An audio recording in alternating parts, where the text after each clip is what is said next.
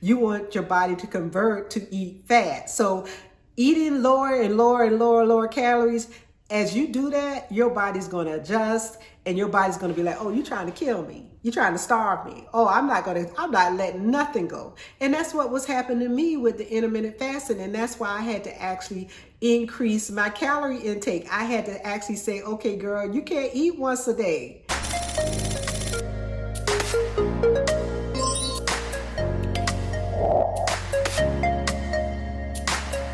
Hello. This is Lifestyle for Living. I want to come on and give an update of what happened this week for me being on Zepbound, but two, talking about something that's near and dear to my heart. And that is, you may be taking one of these medications, i.e. Wegovy, Zepbound, Mounjaro, Ozempic, and you're taking it not just because you may be a diabetic, but you may be taking it for the weight loss version of it.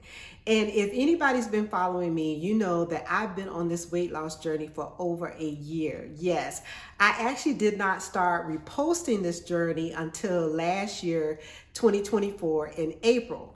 But prior to that, I had actually taken Mounjaro for 3 months. I lost 21 pounds. I stayed on the lowest dose. And personally, I felt like, hey, I can come off this drug and I can actually do it on my own. And there were a lot of different considerations for me deciding to get back on a GLP, i.e. now GLP and GIP medication. Somebody asked a question in one of my comments and they said, hey, I saw one of your original videos talking about when you were doing Mounjaro. Then I saw a video saying you were doing Wegovy. And now I'm seeing a video saying you are now doing Zepbound. What is going on? So just a quick backdrop. For a lot of people who don't realize, over a year ago, almost a year and a half ago or longer, I actually did do Mounjaro for 3 months. I did the 2.5 milligrams. I lost 21 pounds. My actual starting weight was almost like 228 pounds.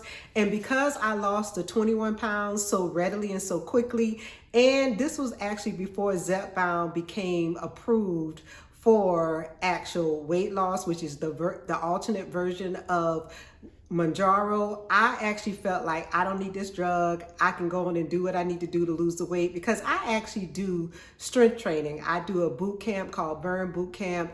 I work out anywhere from 4 to 5 times a week, depending on the week. So I really felt like once I lost the 21 pounds, I was like, okay, great tool. It got me started. It kick-started me. I can keep going on my own, and I did not need the medication, because honestly, for me, I kind of felt like I had control over my food, like I was doing intermittent fasting and different things like that.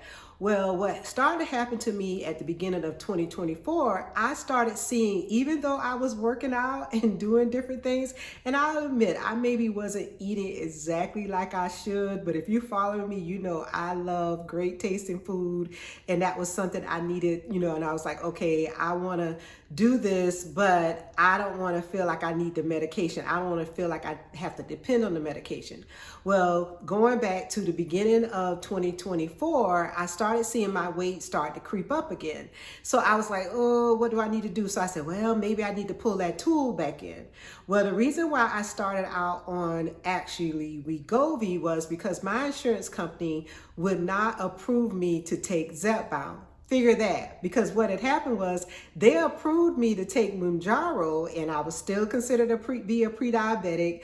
Backdrop on that, when I first started this weight loss journey, my A1C was 6.3 or 6.2. I was really close to being a diabetic.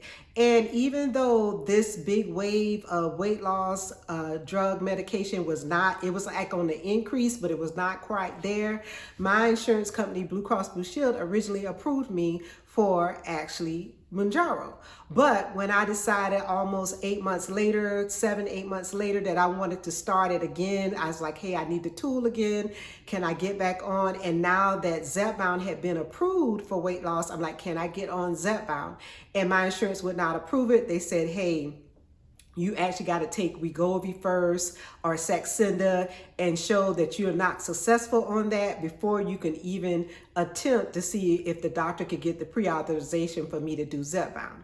So I took Wegovy for 5 months. Actually, technically it was almost 4 because I got really, really sick. I came off of it and it was, turns out I had some type of microbial stomach virus. They were saying it was like a form of something that I had eaten or something, but at the time I wasn't sure if it was the actual medication or what. And the jury is still kind of out on that. I actually do have a video talking about how I went to the emergency room, how sick I was, and I just didn't know what it was. And I actually ended up just not taking actually Wegovy, the semaglutide, for like 3 weeks, almost 4 weeks. So then I started back on it. Then it was time for my prior authorization again, because I was like at the point of 6 months, and my doctor decided to say, hey, let's try to see if we could get you on Zepbound, because I was really, really, really having a slow response to the actual Wegovy. So we were able to get me on the Zepbound, which is the tirzepatide version. So let's talk about this though, because you know, a lot of us are sometimes what we consider to be slow responders.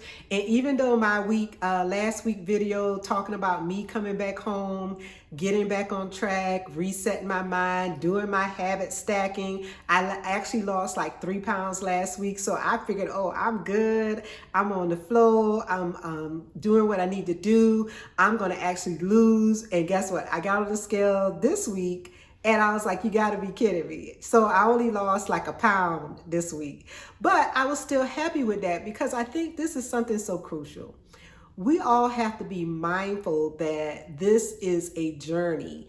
And I know some of us, you know, we look at that scale and we like, what the devil is going on? I will tell you, I actually did a scale fast. I'm like, I'm not getting on that scale because it actually can discourage you. It can make you feel like what is going on. But I want to talk today, and I'm probably going to do this in a series because I think there's so many different points that we need to bring up to talk about it, because I want to talk about how sometimes you can see a stall on the scale, but that doesn't mean that your stall is actually overall. I actually saw from time to time when I was taking the Wegovy that the scale was not moving, but my inches were. I could tell you, I can show you pictures of what I looked like at one point and then how I transitioned, but that scale really wasn't showing me any love.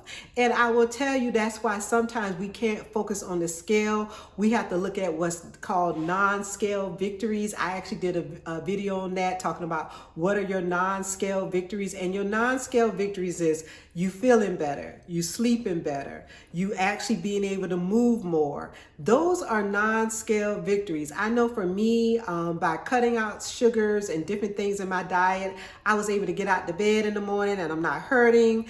Those are the kind of things you look at as non-scale victories. And also your inches, the way your clothes fit. I saw where my midsection was coming down tremendously. And because I actually do strength training, meaning, like I said, I do a burn boot camp. You see me show you some of the videos of what I do, but it's strength training and it's cardio and it's actually mixed. You know, some days you go in, it's upper body. Other days it's lower body. Some days it's core. Some days is high intensity. So I do that, and I do that 4 to 5 times a week.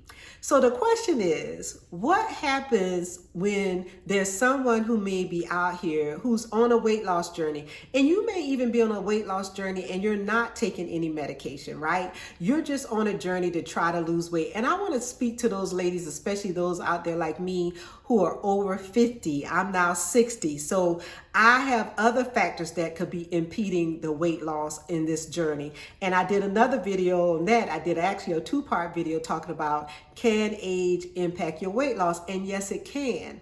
And there's other things that can impact our weight loss. And we need to be kind of, I guess, kind to ourselves is a good word, or give ourselves grace, because, you know, I am the first person to tell you I will beat myself up quicker than anybody else and say, oh girl, you didn't drink enough water, that's why you didn't lose this weight. Oh girl, you didn't go 90 to nothing this week. And that's not necessarily true. You can do things and do it at moderation, but let me talk about this body. This body is a survival mechanism. And there is even such a thing that when you're on this weight loss journey, and I want to give a shout out to 2.0 Mommy. She did a video that I actually just saw today, which was on the same topic that I already was doing some research and working on. So I'll link her too, because I think you need to go watch her version of this and talking about weight stall and the scale and different things, because we both are coming at this at different ways and we have different information about it. But we have similar topics which talks about how your body is in survival mode, and you got to be real conscientious about what you're doing. If you saw one of my other videos, that when I was actually taking the Wegovy, I had to actually change my eating and start eating more, because my body was so used to intermittent fasting that I thought, oh, I'm on this medication and my appetite's already feeling like it's being suppressed, and I can actually just keep my intermittent fasting going and I am good. But guess what? Your body, not just my body, but a lot of our bodies actually can get acclimated to the calorie intake that we're currently taking, and it will say, okay, cool beans.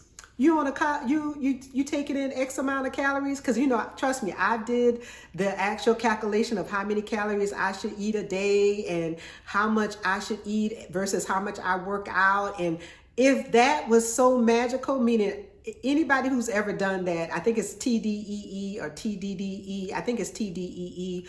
But if you've ever done that calculation and you thought, okay, I'm watching my calories, I'm working out, and this scale is still not moving. Now, one of the things I felt was attributable to me is because I am building muscle, right? And muscle is heavier than fat. So those times when I felt like the scale was not moving, I felt like when I saw my scale, it said you're gaining muscle and you're losing fat. So actually, even though the scale weight wasn't modifying or adjusting as much, I could see that my body was toning up. So I felt pretty good about that and said, okay, I know that muscle is heavier than fat, so I can't get myself worked up about it. But I want you to understand that when you're doing your different adjustments for calories, sometimes you got to shake it up. Because what is actually happening is your body can become adaptive to it. And 2.0 Mama, you mentioned this, and I've mentioned this in other videos that I've talked about before about a body set weight, meaning when you've been at a certain weight for so many years, your body is like, oh, I want to get back to that. And I really feel like that's what happened to me after I came off the actual first round of Mounjaro, and I actually was doing my workout. I was eating, not crazily, but I started seeing that increase going back up again.